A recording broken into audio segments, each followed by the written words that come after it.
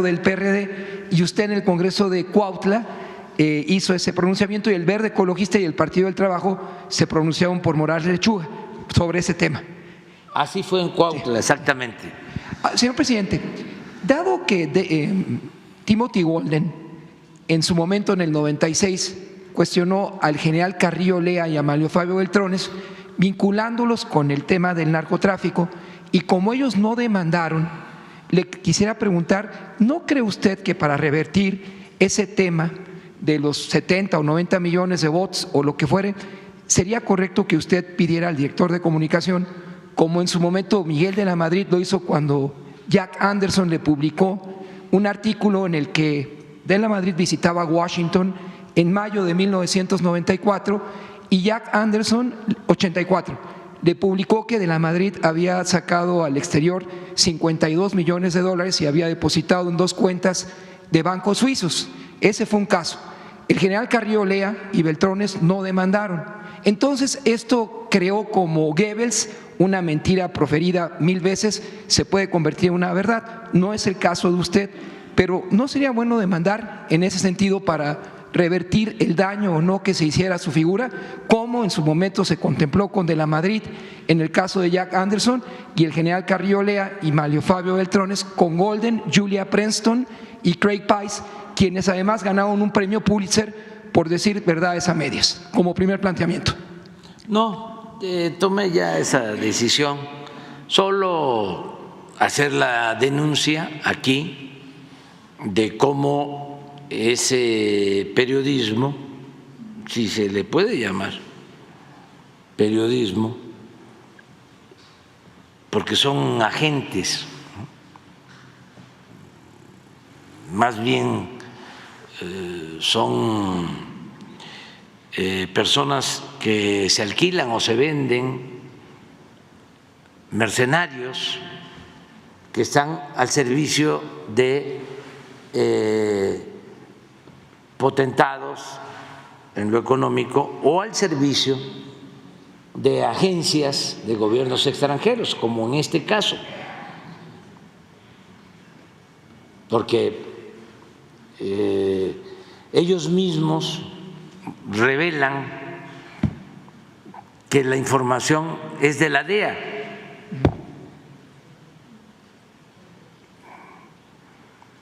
Y que la DEA les dio la información. Es importante, más que la denuncia en este caso, que además no tendría mucho futuro, ahora les voy a decir por qué.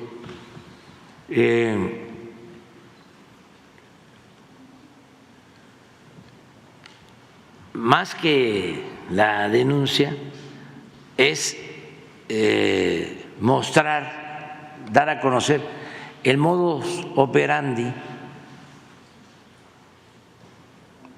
de este periodismo afamado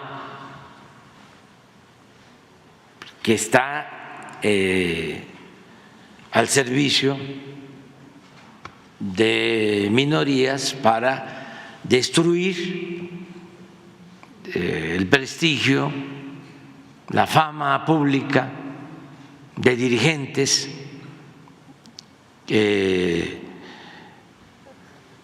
no les conviene a los gobiernos hegemónicos o que no ven con buenos ojos los potentados. Entonces, es mejor eso.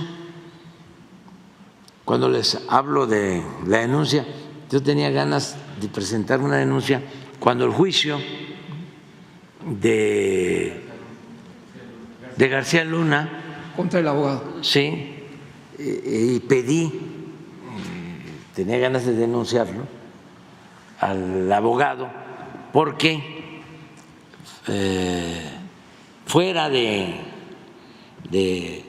procedimiento leyó una tarjeta ahí diciendo de que yo había recibido dinero en la contienda contra Fox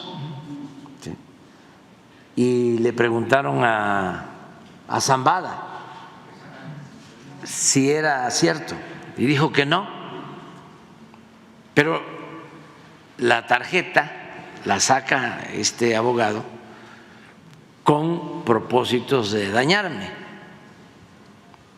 bajo la consigna de que la calumnia cuando no mancha tizna. Entonces sí, lo voy a demandar, pero pedí información sobre cómo proceder, incluso al embajador de México, Esteban Moctezuma. Entonces me mandó opiniones en donde estos señores están protegidos legalmente, estos abogados, y pueden decir lo que sea, pueden difamar en Estados Unidos y no pasa nada. Hay una enmienda que los protege. Entonces, ya lo que hice fue optar por enviarle una carta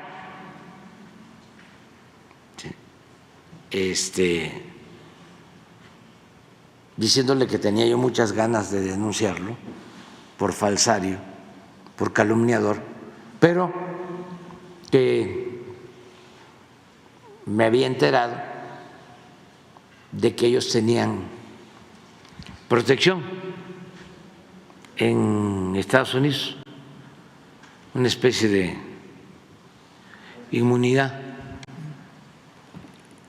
Sin embargo, le manifestaba de que no dejaba de ser, ¿no?, un manipulador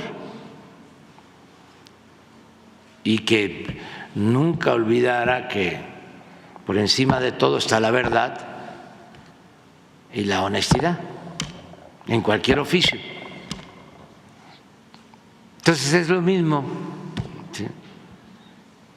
Esto fue una campaña como a lo mejor hasta armada, nada más que tampoco hay que perder mucho tiempo en eso. Primero sale, ¿no?, lo de el artículo, y luego viene esta campaña en las redes de los 170 millones de vistas, ¿no? Es muy probable que todo esté articulado. Nada más que, como dije al principio, lo más importante es advertir de cómo funciona, porque una denuncia así no tiene ningún efecto políticamente, no daña. Pero como tú refieres, lo que sí puede dañar, puede, y en otros tiempos sí, era como una dinamita, es la repetición y que se haga masiva la información, extensiva. Puede, en otros tiempos. Eso es lo que hay que estar combatiendo más, que no es la nota.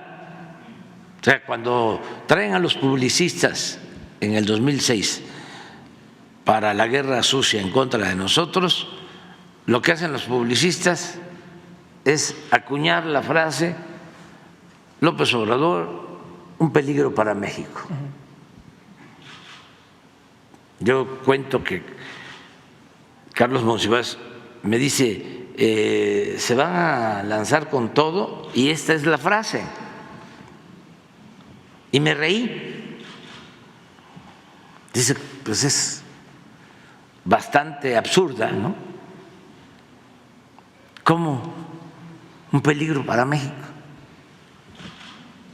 Pero no es la frase, es la repetición. Y en ese tiempo, pues tenían todo el control de los medios. O sea, ahorita viene esa mención de 170 millones de presidente narcotraficante, no nos pasa nada, porque tenemos esta posibilidad, ¿no?, de informar. Además, no hay pruebas de nada, es una vil calumnia. Pero en aquel entonces, pues todo estaba controlado, todos los medios. Algunos, La Jornada, algunos medios regionales, todo lo demás era control absoluto, sobre todo la televisión. Entonces no había cómo defenderse, no habían las redes sociales. Bueno, pero para que vean lo inteligente que es nuestro pueblo, ni así pudieron. Con esa campaña que no tiene precedente de desprestigio, no hay precedente en la historia de México de una campaña sucia de esa intensidad. Bueno, no les funcionó del todo, tuvieron que recurrir al fraude, se robaron la elección. Entonces no lo es todo lo mediático, pero sí ayuda mucho seguir combatiendo esta manipulación, porque ya no les queda de otra. Y en la medida que la gente sepa cómo funciona la manipulación, se va a proteger. Es como vacunar contra una pandemia. Nada más que hay que estar informando, y nosotros tenemos la ventaja, la fortuna, la suerte, la dicha de que esta conferencia la ven muchísimos mexicanos y la ven también en el extranjero. Entonces nos ayuda mucho, porque pues no solo es tratar un asunto en la academia o en un taller de análisis, de reflexión, sino es hacer una difusión masiva. Y sí hay que emprender esa jornada, el quién es quién en los bots, o sea, o cómo funciona el sistema de manipulación. Finalmente, señor presidente, Caspar Weinberger, en el año de 98, exsecretario de Defensa estadounidense, presionó al presidente en funciones, Zedillo, 98, con un escenario en el que el ejército estadounidense ingresaría al territorio nacional en el estado de Zacatecas, porque él observaba, Weinberger, una descomposición del Estado mexicano o el narcoestado mexicano, como él definía. Ahí le pregunto, señor presidente, ¿usted qué piensa cuando el Congreso estadounidense asume que el tema del narcotráfico es terrorismo? ¿Cree que en el fondo esas manifestaciones veladas en su contra, como el exabrupto de Golden, tengan el mismo sentido? No, todo depende de quién gobierne en Estados Unidos y en qué tiempo. Nosotros los mexicanos debemos de siempre recordar con respeto y afecto a Abraham Lincoln y a Franklin Delano Roosevelt. Son los dos presidentes que han tenido más respeto hacia México, los dos presidentes de Estados Unidos. Lincoln, republicano, siendo legislador, se opuso a la invasión estadounidense y eso le causó que no lo reeligieran. Lo acusó Polk, el presidente de Estados Unidos, de traidor. Pasa el tiempo, llega a la presidencia y en un momento muy importante para nosotros, porque quería los franceses volvernos de nuevo colonia, y Lincoln se entiende con el presidente Juárez, se va la familia de Juárez allá, hace Matías Romero una muy buena labor diplomática y Lincoln no reconoce a Maximiliano. Y eso ayuda mucho a que se restaure la República y se logre la segunda independencia de México. Y el otro presidente, bueno, Lincoln era republicano, y el otro presidente, Roosevelt, demócrata, se portó muy bien cuando se tomó la decisión soberana de expropiar el petróleo. Y fue respetuoso de la decisión del presidente Cárdenas. Tenía de embajador a uno de los mejores embajadores, si no es que el mejor embajador que ha habido, Joseph Daniel,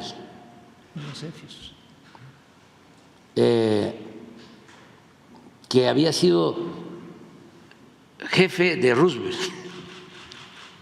cuando Daniel fue secretario de Marina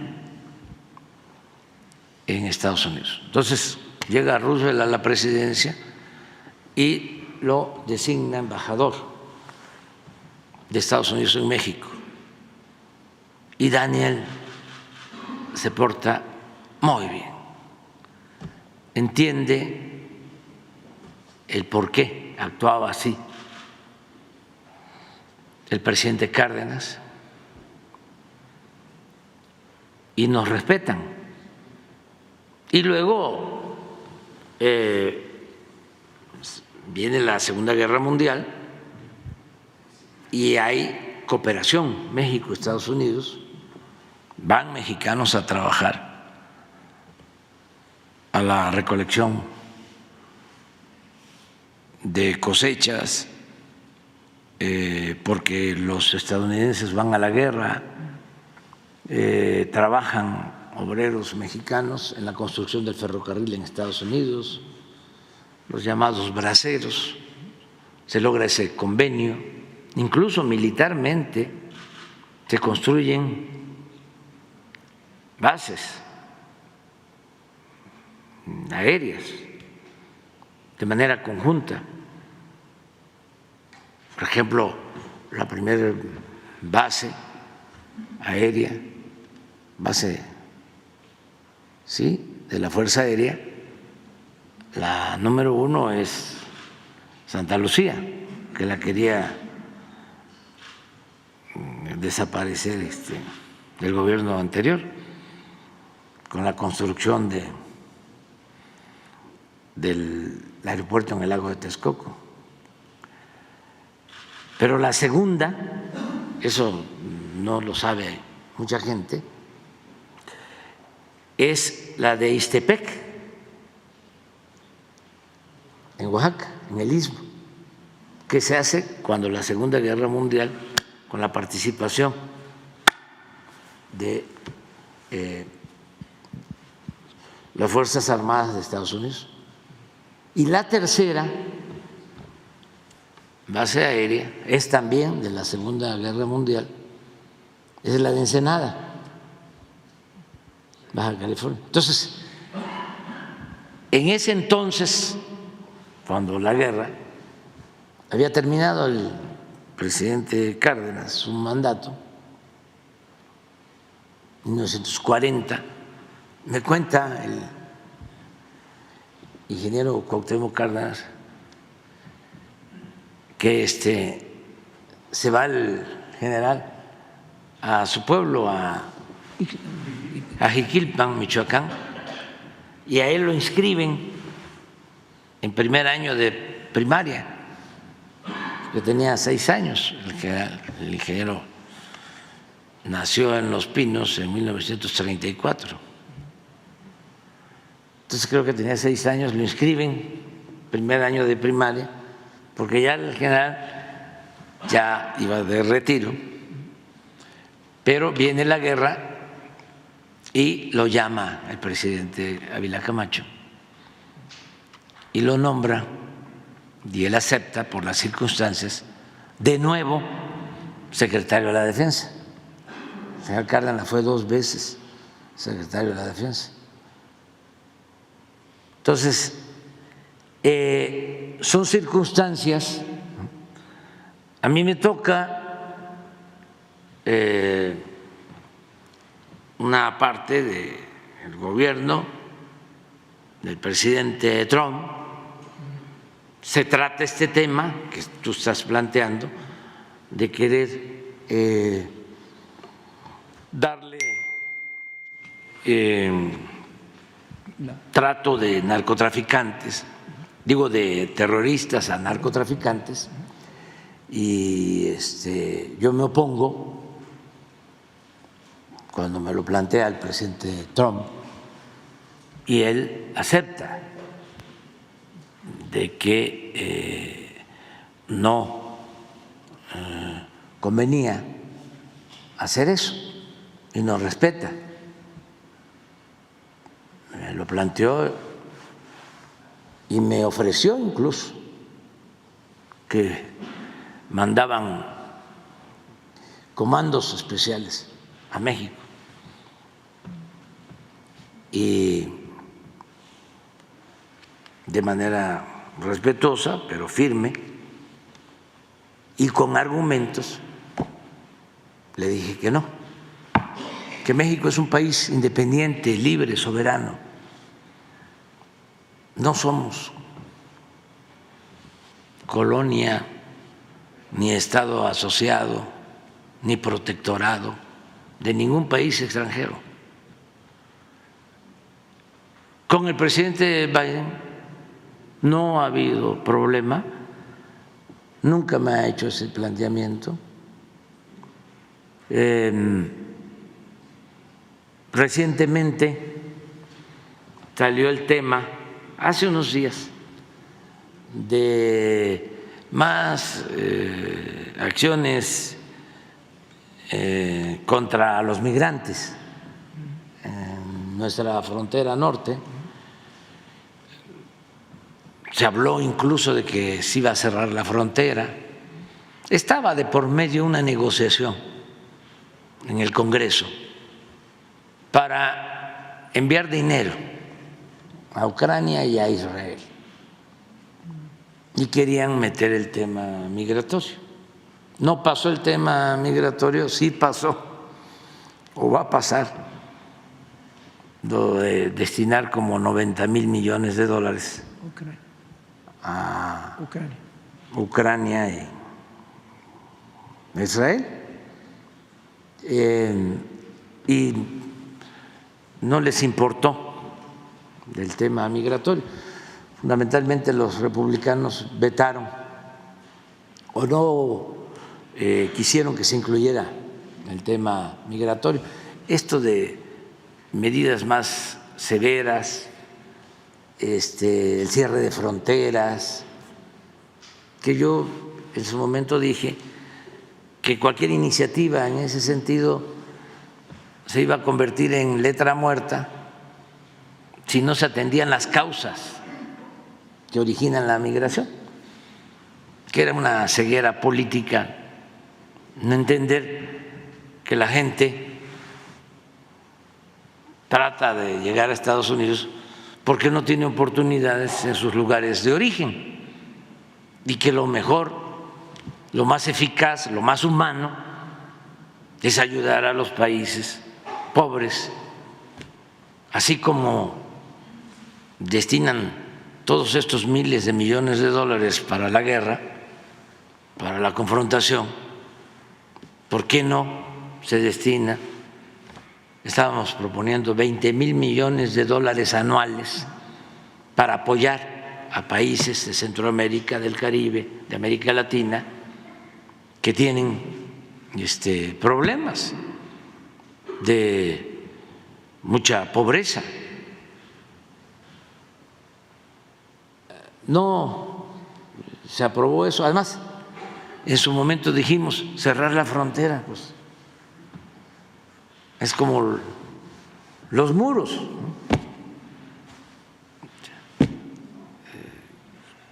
¿Cómo se va a cerrar la frontera? No se puede. Es mucha ya la integración económica de los dos países. Sí. Nos complementamos. Se cierra la frontera. ¿Cuánto tiempo tardaría cerrada la frontera sin una crisis? 3,250 kilómetros. Sí, no se podría. Pero hay que entender que estamos en campaña o en temporada de campaña en Estados Unidos, en México, y entonces se exageran las cosas. Ayer, de manera injusta, pero por cuestiones politiqueras, se está queriendo desaforar, enjuiciar a Mallorca. Lo desaforaron o sí, aprobaron el juicio político en la Cámara de Representantes, pero falta todavía el Senado. Pero eso es propaganda.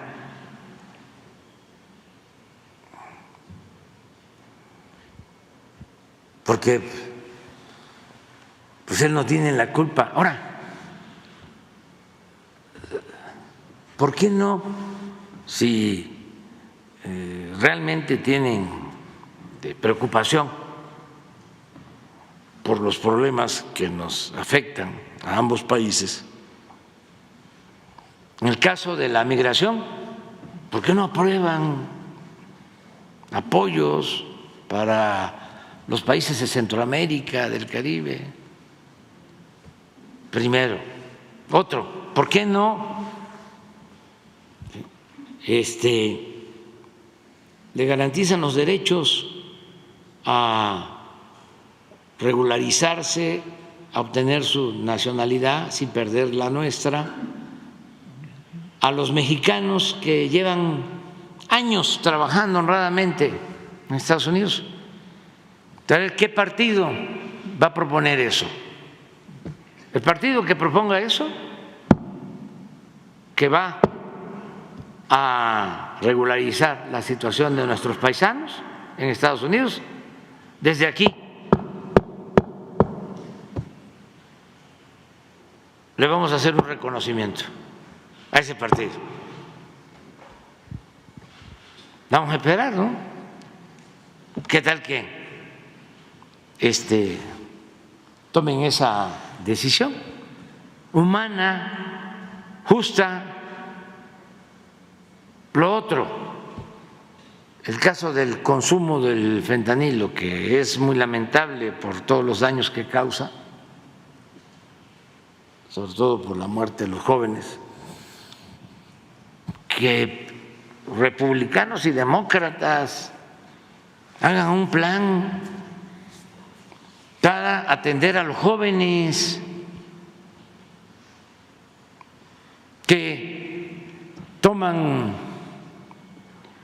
ese camino por falta de oportunidades de trabajo, de estudio y también por falta de amor, de apapacho, por los problemas graves de desintegración familiar que enfrentan. ¿Por qué no echan a andar un plan así?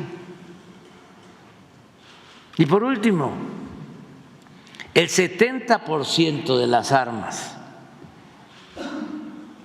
que se utilizan en México para cometer delitos, para cometer crímenes, entran de contrabando de Estados Unidos. 70% de las armas.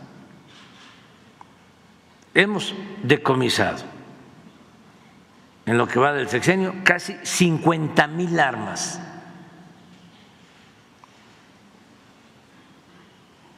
¿Y saben la mitad de dónde provienen? Del norte del Bravo. No, de Estados Unidos el 70, pero de ese 70 de Estados Unidos, la mitad de Texas. ¿Qué me responde a esto el gobernador de Texas?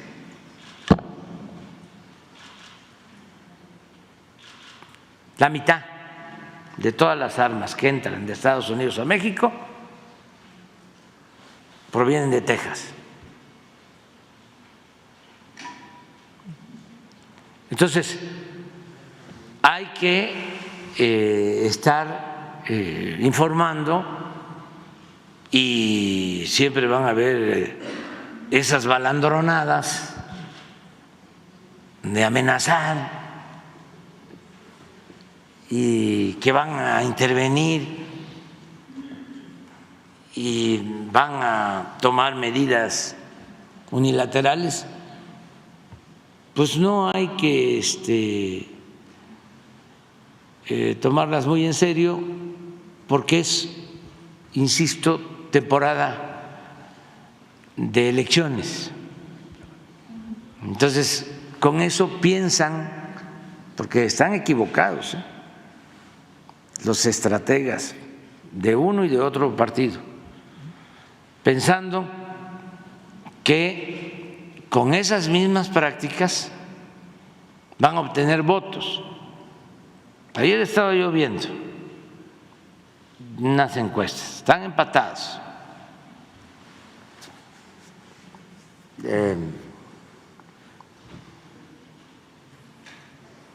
Tanto el presidente Biden como el expresidente Trump. Un empate. Pero hay una franja de independientes. Esos independientes son los que van a decidir. Pero los estrategas políticos piensan que esos independientes van a decidir si se toman medidas autoritarias. O sea, si se corre el Partido Demócrata más a la derecha y si se corre el Partido Republicano aún más a la derecha. Se equivocan. Los ciudadanos de Estados Unidos ya quieren algo nuevo, distinto. Y hay que cambiar ya esas prácticas. Si hay un partido que dice vamos a regularizar la situación de los hispanos que viven, trabajan honradamente en Estados Unidos desde hace 5 años, o de 5 años en adelante. Una decisión de ese tipo. Otra decisión, vamos a otorgar becas familiares para que los hijos puedan tener más tiempo con sus padres, 2 años más.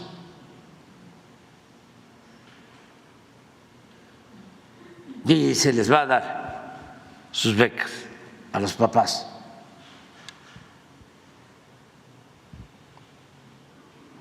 Vamos a atender a los jóvenes.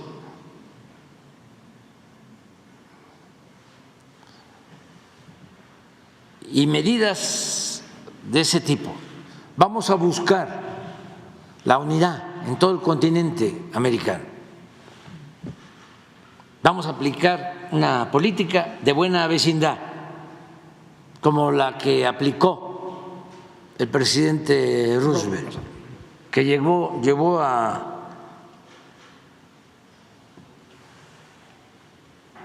al poeta Premio Nobel de Literatura Pablo Neruda a llamarlo el titán de las libertades. Pablo Neruda, así llamaba a Roosevelt, por esa política de buena vecindad. Si eso se propone, puede ser que los ciudadanos independientes que todavía no se deciden, que eso es lo que están esperando, algo nuevo.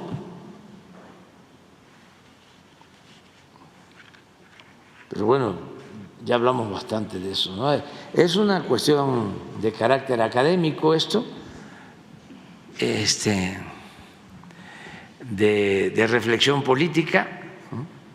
Nada más, para que no se vaya a malinterpretar. Por favor, finalmente, señor presidente, por favor, dígale a la secretaria de Medio Ambiente que